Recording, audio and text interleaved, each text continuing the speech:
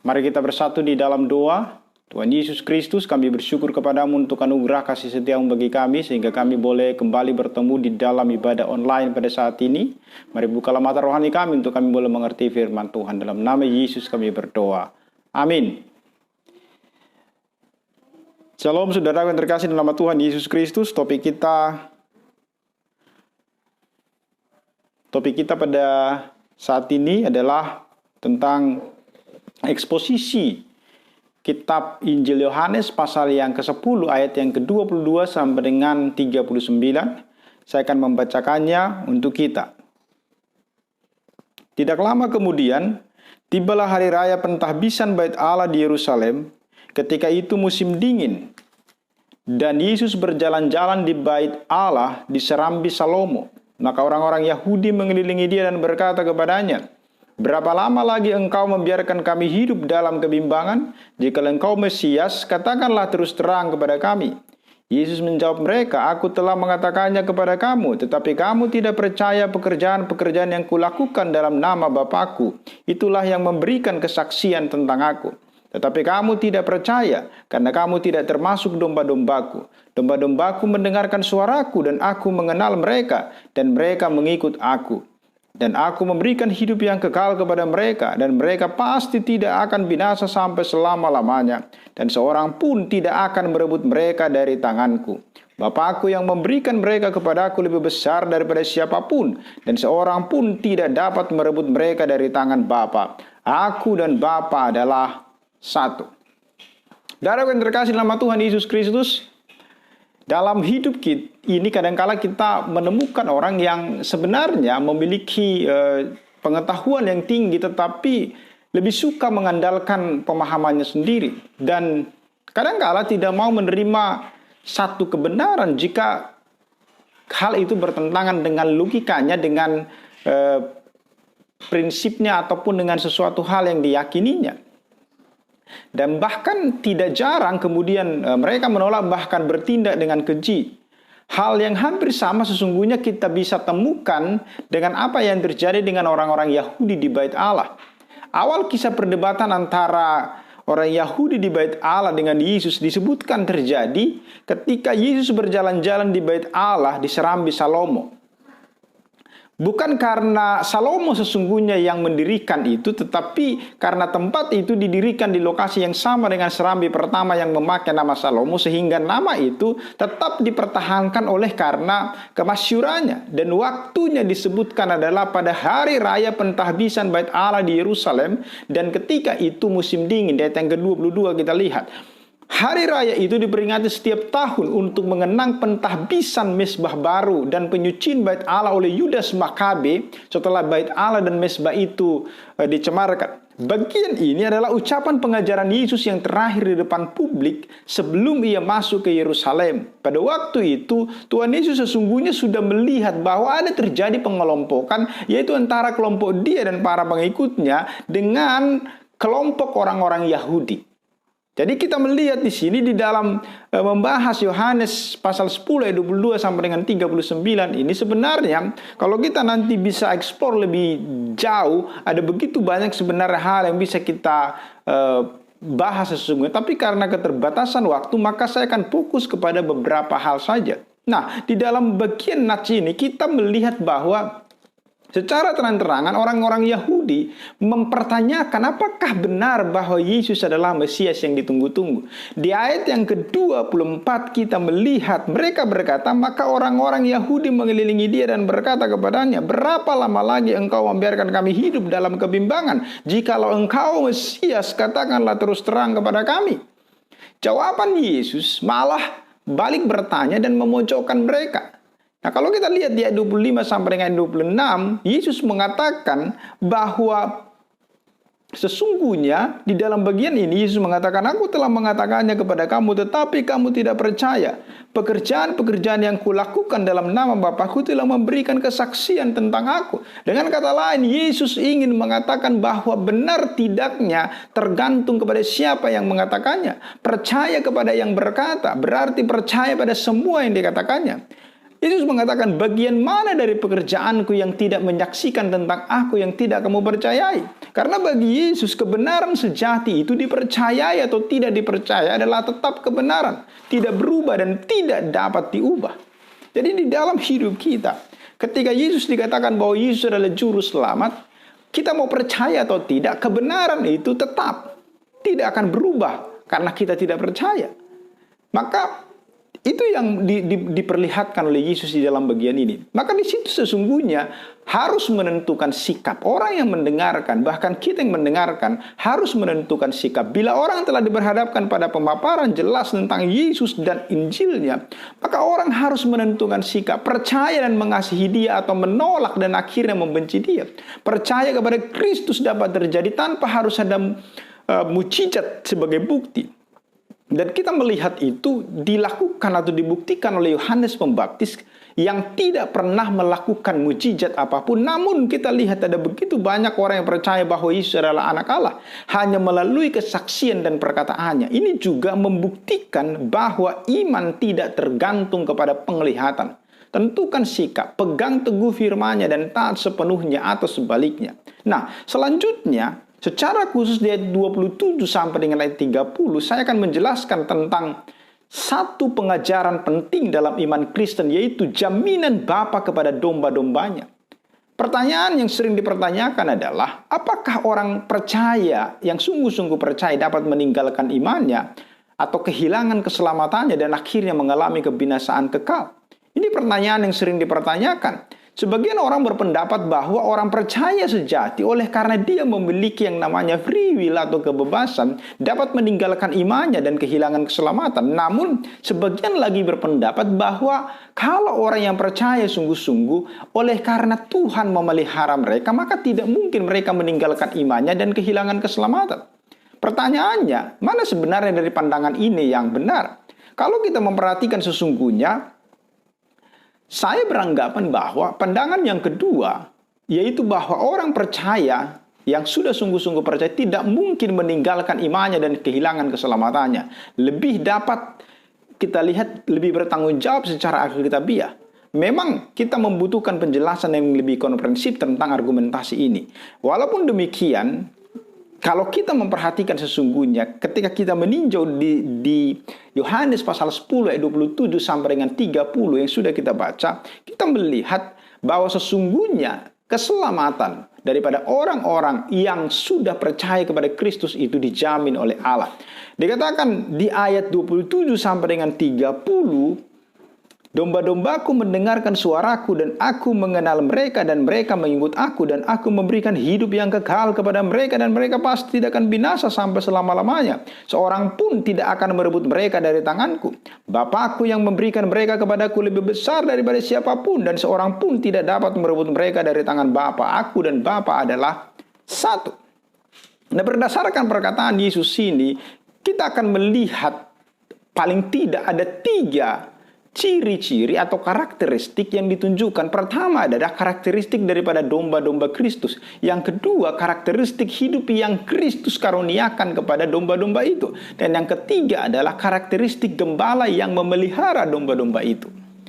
Maka lihat yang pertama, di dalam Yohanes 10, Yesus menyebut umatnya, itu orang-orang percaya, sebagai domba-dombaku. Mereka adalah orang-orang yang secara khusus diberikan Bapa kepadanya, dari 29a.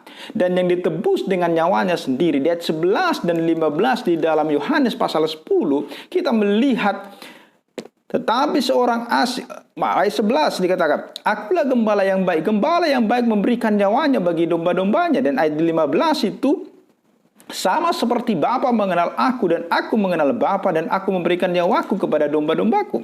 Mereka memiliki karakteristik tertentu yang membedakannya dari orang-orang tak percaya. Baik yang tak percaya secara terang-terangan maupun yang tak percaya secara tersembunyi. Dalam Yohanes 10 ayat 27, Yesus menyebutkan ciri-cirinya. Yang pertama adalah bahwa domba-domba itu mendengarkan suaranya. Kata mendengarkan yang dipakai oleh Yesus di sini sesungguhnya mau mengatakan adalah bukan hanya mendengarkan dengan telinga jasmani, tetapi lebih daripada itu. Mendengarkan yang dimaksudkan adalah mendengarkan dengan penuh kerinduan, penuh perhatian, memiliki pemahaman yang benar. Ada kepercayaan di situ, ada ketundukan di situ. Mereka yang tidak termasuk dalam kawanan domba Kristus mungkin mendengarkan suaranya dengan telinga jasmani, tetapi mereka tidak akan mendengarkan dengan sikap yang demikian. Mereka mungkin mendengarkan perkataan, tetapi mereka tidak akan memahami dan mempercayai perkataannya itu dengan sungguh-sungguh dalam hati mereka. Itulah yang terjadi kepada orang-orang Yahudi yang sedang bercakap-cakap dengan Yesus di ayat 24 sampai dengan ayat 26 itu. Orang-orang Yahudi yang bertanya, berapa lama lagi engkau membuat kami hidup dalam kebimbangan? Sebenarnya mereka sudah mendengar, tetapi mereka tidak percaya sungguh-sungguh. Tetapi domba-domba Kristus, mereka tidak hanya mendengar suara dengan sambil lalu saja, tetapi mereka mendengarkannya dengan penuh kerinduan dan perhatian. Mereka kenal suaranya, memahami maksudnya, mempercayai janji-janjinya, dan menuruti perintah-perintahnya. Kalau kita baca di Yohanes 10 ayat 3 sampai dengan 4, untuk itu penjaga membuka pintu, dan domba-domba mendengarkan suaranya, dan ia memanggil domba-dombanya masing-masing menurut namanya dan menuntunnya keluar. Jika semua dombanya telah dibawanya keluar, ia berjalan di depan mereka, dan domba-domba itu mengikut dia karena mereka mengenal suaranya. Jadi kenal dengan suaranya. Mereka bisa membedakan, domba-domba bisa membedakan yang mana suara yang asing, yang mana suara yang sering mereka dengarkan. Ketika mereka mendengarkan suara asing, mereka tidak akan mau mengikutinya. Sebaliknya, mereka justru akan lari menjauhinya. Namun ketika mereka mendengar suara Kristus, mereka akan segera datang dan mengikutinya. Kemudian yang kedua, karakteristik daripada domba-domba Kristus itu adalah mereka dikenal olehnya. Ayat 27 itu masih pengenalan yang dimaksudkan oleh Yesus di sini bukanlah pengenalan yang bersifat intelektual, melainkan sesungguhnya pengenalan yang sifatnya rasional. Secara intelektual tentu Yesus mengenal semua manusia tanpa terkecuali di dunia ini karena Dia adalah Allah yang Maha Tahu. Walaupun demikian, tidak semua orang mempunyai hubungan atau relasi pribadi dengan Dia. Sebagian orang secara terang-terangan menolak dan memusuhinya. Sebagian yang lain mungkin nampak dekat dengannya dan menyerukan namanya dengan bibir mereka. Tetapi mereka tidak sungguh-sungguh memiliki persekutuan pribadi dengannya. Karena itu, kalau kita membaca nanti di dalam Matius 7 ayat 22 sampai dengan 23. Mereka-mereka yang pernah melakukan pelayanan itu. Tetapi bukankah kami bernubuat demi namamu, mengusir setan demi namamu. Tetapi Yesus mengatakan, enyahlah dari hadapanku, aku tidak mengenal engkau. Namun, domba-domba Kristus tidak demikian. Mereka tidak hanya dekat dengannya secara fisik dan menyerukan namanya dengan bibir mereka, tetapi juga memiliki persekutuan dengannya secara pribadi. Mereka mengasihinya dan menikmati keberadaannya. Karena itu, Yesus mengatakan bahwa Dia mengenal mereka, bukan hanya secara intelektual, tetapi juga secara relasional. Yang ketiga, karakteristik daripada domba-domba itu adalah mereka mengikutinya. Domba-domba Kristus akan selalu mengikuti Kristus kemanapun Dia pergi. Mereka tidak peduli kemana Kristus akan menuntun mereka, karena mereka telah menaruh kepercayaan mereka sepenuhnya kepadanya. Sekalipun ada kalanya mereka melewati lembaga kelaman, tetapi mereka tidak akan khawatir. Kenapa? Karena mereka tahu dengan pasti Kristus tidak akan pernah menyesatkan dan membawa mereka kepada kebinasaan. Sebaliknya, Dia pasti menuntun mereka di jalan yang benar menuju hidup yang kekal. Demikianlah domba-domba Kristus, yaitu orang-orang yang percaya sejati. Mereka yang senantiasa memperhatikan perkataan Kristus, bersekutu dengannya secara pribadi, dan mengikutinya kemanapun Dia menuntun mereka. Maka tidak mungkin mereka dapat tersesat dan menjadi binasa. Tidak akan mungkin. Maka kemudian yang kedua, secara garis besar yang kita lihat, apa yang menjadi karakteristik hidup yang Kristus karuniakan itu kepada domba-domba itu. Kita melihat bahwa sesungguhnya domba-domba itu memiliki ketekunan mengikut Kristus, dan itu bukan yang menyebabkan mereka. Kalau kita katakan mereka mendengar, mereka mengikut, mereka memiliki hubungan pribadi dengan Tuhan, sesungguhnya bukan itu yang menyelamatkan mereka, tetapi keselamatan, penyebab keselamatan atau karunia yang diberikan itu hidup yang diberikan oleh Kristus itu adalah sesuatu hal yang diberikan oleh Tuhan. Jadi tanpa hidup yang Tuhan berikan, maka mereka akan binasa. Jangankan bersekutu dan mengikuti Kristus dengan tekun, memahami dan mempercayai perkataannya saja, mereka tidak akan mungkin mampu untuk melakukan itu. Jadi pertanyaannya, bagaimanakah karakteristik hidup yang Kristus berikan kepada domba-dombanya? Karena keselamatan domba-domba Kristus sangat tergantung kepada hidup yang Kristus berikan kepada mereka. Maka jawaban atas pertanyaan ini akan menentukan apakah mereka dapat kehilangan keselamatan mereka atau tidak. Berdasarkan perkataan Yesus dalam Yohanes 10 ayatnya yang ke-28, kita dapat mengetahui karakteristik hidup itu. Yang pertama adalah hidup yang kekal itu diberikan bukan karena ada yang dilakukan oleh domba-domba. Maka jangan ada yang berkata bahwa hidup kekal surga karena usahanya.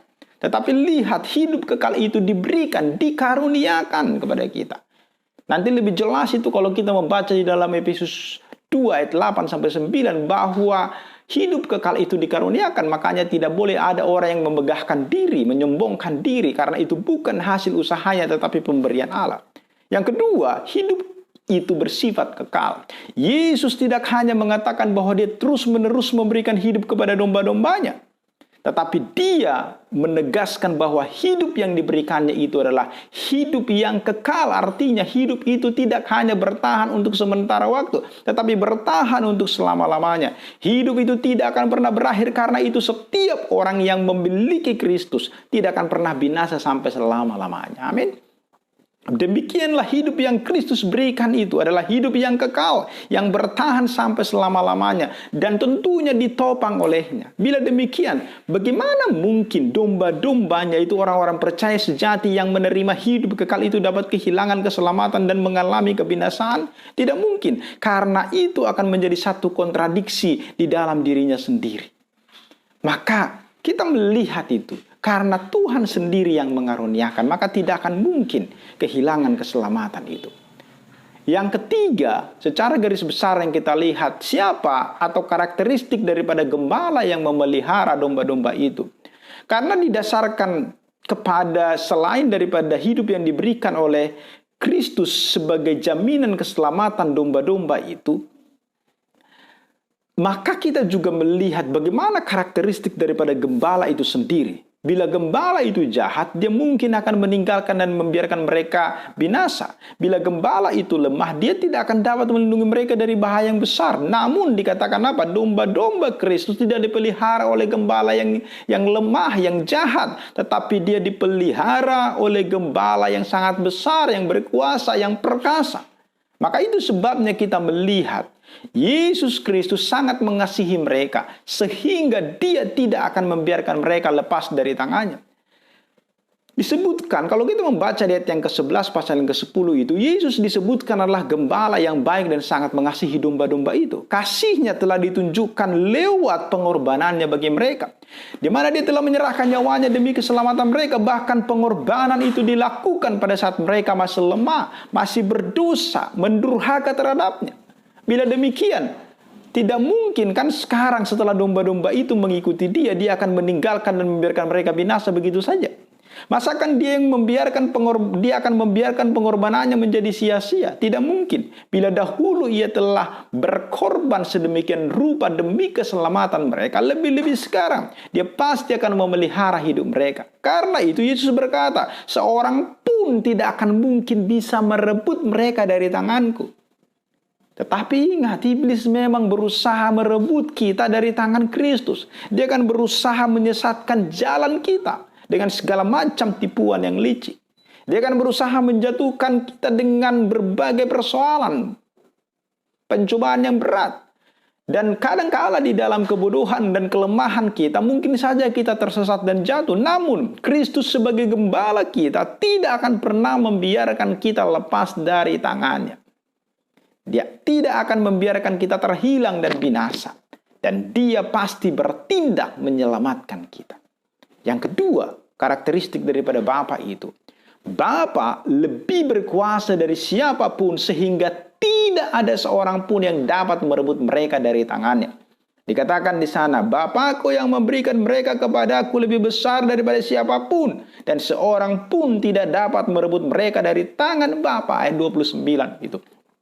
Domba-domba itu tidak hanya dipelihara oleh Kristus yang begitu mengasihi mereka, tetapi juga oleh Bapa yang perkasa, yang lebih berkuasa dari siapapun. Dia adalah pencipta, penopang seluruh alam semesta. Dia adalah sumber dari segala kehidupan yang ada. Bila dia memelihara domba-domba Kristus, siapakah yang dapat merebut mereka dari tangannya? Tidak ada. Di dalam genggaman tangannya, kehidupan dan keselamatan kita pasti akan terjamin sepenuhnya. Dan yang ketiga yang kita lihat karakteristik daripada gembala itu, Yesus Kristus dan Bapa adalah satu, disebutkan ayat yang ke-30 itu. Maka seandainya hanya Yesus yang mengasihi domba-dombanya, sedangkan Bapa tidak. Seandainya hanya Bapa yang berkuasa melebihi siapapun, sedangkan Yesus tidak. Dan seandainya Yesus dan Bapa saling bertentangan satu dengan yang lain, maka ada kemungkinan bagi domba-domba Kristus untuk kehilangan keselamatan dan mengalami kebinasaan. Namun kenyataannya tidak demikian. Sekalipun Yesus dan Bapa adalah dua pribadi yang berbeda, tetapi mereka berbagian dalam satu hakikat yang sama. Artinya mereka juga berbagian dalam kasih dan kuasa yang sama. Bukan hanya Yesus yang mengasihi domba-dombanya, Bapa juga. Bukan hanya Bapa yang berkuasa dari siapapun yang menjaga, Yesus juga. Lebih daripada itu, mereka juga memiliki hikmat, rencana, dan tujuan yang sama. Tidak ada konflik kepentingan, tidak ada pertentangan di antara keduanya. Karena itu keselamatan domba-domba Kristus sungguh terjamin di tangan Yesus dan Bapa yang memelihara mereka. Dan kita juga tentunya. Jadi kalau kita memperhatikan dari semua apa yang sudah saya sampaikan itu tadi, dari karakteristik daripada domba-domba Kristus, karakteristik hidup yang Kristus berikan kepada mereka, dan dari karakteristik gembala yang memelihara mereka, jelaslah bahwa domba-domba Kristus yaitu orang-orang percaya sejati tidak mungkin bisa kehilangan keselamatan dan mengalami kebinasaan kekal. Sebaliknya, keselamatan mereka sungguh-sungguh pasti akan terjamin. Kenapa? Karena kasih dan kuasa gembala yang memelihara hidup dan menopang kita, dan hidup yang baru yang sudah kita terima akan bertahan selama-lamanya. Dan kita akan terus dengan setia mendengarkan, bersekutu, dan mengikuti gembala itu sampai dengan akhirnya nanti. Sesungguhnya kebenaran ini merupakan satu penghiburan dan pengharapan yang luar biasa bagi kita yang sungguh-sungguh mau percaya kepada Kristus. Ketika iblis mendakwa kita atas segala dosa yang kita perbuat dan berusaha menjauhkan kita dari persekutuan dengan Allah kita, sama seperti apa yang disebutkan oleh Rasul Paulus, siapakah yang akan menggugat orang-orang pilihan Allah? Allah yang membenarkan mereka. Siapakah yang akan menghukum mereka? Kristus Yesus yang telah mati. Bahkan lebih lagi yang telah duduk dan juga duduk di sebelah kanan Allah yang malah menjadi pembela bagi kita. Dan ketika terjadi berbagai tekanan, kesukaran, penderitaan menerpa hidup kita, kita pun dapat berseru seperti Paulus, siapakah yang akan memisahkan kita dari kasih Kristus? Penindasan, kesesakan, penganiayaan, kelaparan, ketelanjangan, bahaya atau pedang? Tetapi dalam semuanya itu kita lebih daripada orang-orang yang menang oleh Dia yang telah mengasihi kita. Sebab aku yakin bahwa baik maut, hidup, baik malaikat-malaikat maupun pemerintah-pemerintah, baik yang ada sekarang maupun yang akan datang, atau kuasa, baik yang di atas, di bawah, sesuatu makhluk lain tidak akan dapat memisahkan kita dari kasih Kristus yang dalam Kristus Yesus Tuhan kita. Roma 8 ayat 35 sampai dengan 39. Dengan demikian, tidak ada lagi sesungguhnya keraguan-raguan, ketakutan, keputusasaan bagi kita orang-orang yang percaya kepada Kristus. Sebaliknya, iman, pengharapan, dan kasih kita kepada Allah dapat bertumbuh semakin kokoh dalam Yesus Kristus Tuhan kita. Dan Allah pun akan semakin dimuliakan lewat hidup kita. Bagi Dia yang berkuasa menjaga, supaya kita jangan pernah tersandung lagi, dan tidak mungkin membawa kita kepada kebinasaan. Dan yang membawa kita dengan tak bernoda dan penuh kegembiraan di hadapan kemuliaannya. Allah yang Esa, Juru Selamat kita oleh Yesus Kristus Tuhan kita. Bagi Dia adalah kemuliaan, kebesaran, kekuatan, kuasa sebelum segala abad dan sekarang dan sampai selama-lamanya. Biarlah nama Tuhan dipermuliakan dalam seluruh kehidupan kita. Maka lewat nats ini kita belajar bahwa Bapa, Yesus, sungguh-sungguh memproteksi kita, menjaga kita, memelihara kita, maka tidak ada yang bisa merebut kita, melepaskan kita dari kasih Allah. Maka ketika kita mati, hidup kekal itu menjadi milik kita. Kenapa? Karena ada Yesus, Bapa yang menggenggam kita, memegang kita. Bagi kita yang hari ini sudah percaya kepada Kristus, bersyukurlah. Sekalipun ada penderitaan, persoalan, ingatlah, itu tidak akan mungkin memisahkan kita dari kasih Kristus. Bagi kita yang sampai dengan hari ini belum percaya kepada Kristus, lihat apa yang saya sudah sampaikan hari ini, bahwa bersama-sama dengan Kristus ada jaminan keselamatan, ada jaminan hidup yang kekal bagi kita. Biarlah kita yang boleh mengerti hari ini, biarlah kita mengerti. Dan kita yang belum mengerti, minta Roh Kudus membukakan mata rohani kita, supaya kita sungguh-sungguh boleh mengerti firman Tuhan yang boleh diberitakan bagi kita pada saat ini. Dimuliakanlah Tuhan dalam seluruh kehidupan kita. Amin. Makasih Bapa untuk firman-Mu bagi kami yang sudah boleh kami dengarkan. Kami hari ini memiliki keyakinan yang kokoh bahwa Kristus, Bapa, sungguh-sungguh menjamin kehidupan kami. Dimuliakanlah Engkau Tuhan, dalam Kristus Yesus kami berdoa. Amin. Saudaraku yang terkasih, kita bersyukur atas firman Tuhan yang boleh kita dengarkan. Kiranya itu akan meneguhkan kita di dalam seluruh kehidupan kita. Dan kita meyakini bahwa jaminan Kristus itu nyata terus, sehingga kita tidak takut lagi menjalani kehidupan kita setiap hari. Karena ketika hidup kita berakhir dalam dunia ini, ada Kristus, ada Allah yang menjamin kehidupan kita. Maka sebelum kita akhiri ibadah kita hari ini, kita akan menyanyikan pujian. Dan kita juga boleh mengumpulkan persembahan kita yang terbaik bagi Tuhan. Kita naikkan pujian dari Kidung Jemaat nomor 387.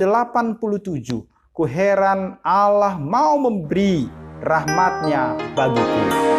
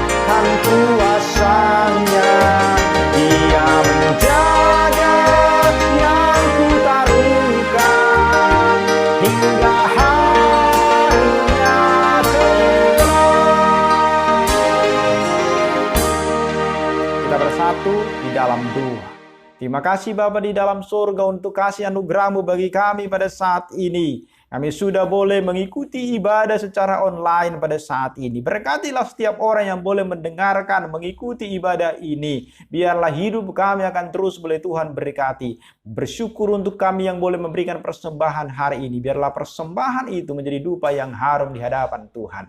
Setiap kami di tempat ini, di tempat di mana kami berada yang boleh mengikuti ibadah online ini ya Tuhan.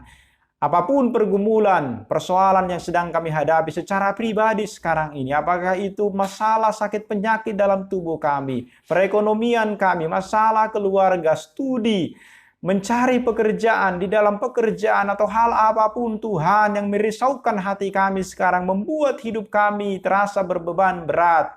Tuhan Yesus, kami tahu keselamatan itu, kematian itu sudah Engkau kalahkan. Maka kami tahu Engkau jauh lebih besar daripada segala pergumulan persoalan hidup kami. Dimuliakanlah Engkau Tuhan dalam seluruh kehidupan kami ini. Kami mengakhiri ibadah kami pada saat ini di dalam doa yang Tuhan ajarkan kepada murid-murid. Mari kita sama-sama berdoa.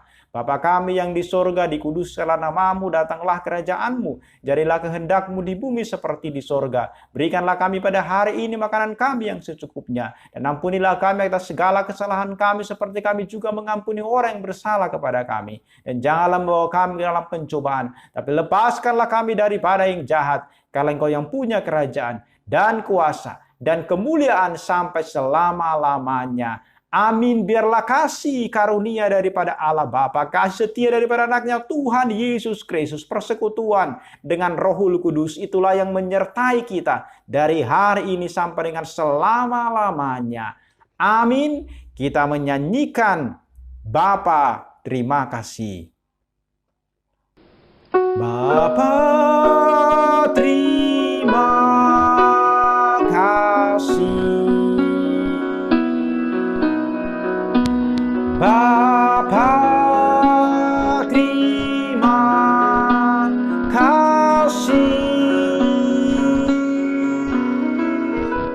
Bapa di dalam surga, ku berterima kasih.